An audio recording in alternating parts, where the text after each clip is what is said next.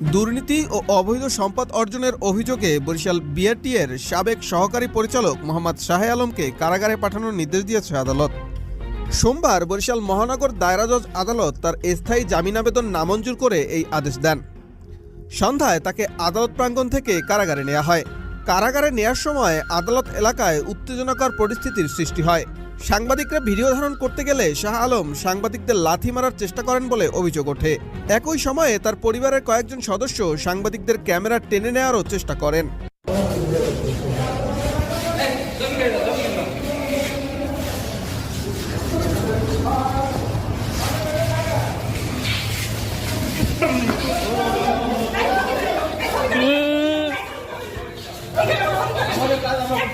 আস্তে আস্তে আস্তে আস্তে আস্তে আস্তে আস্তে আস্তে আস্তে আস্তে ভাইয়া আস্তে হ্যাঁ হ্যাঁ হ্যাঁ হ্যাঁ ভাইয়া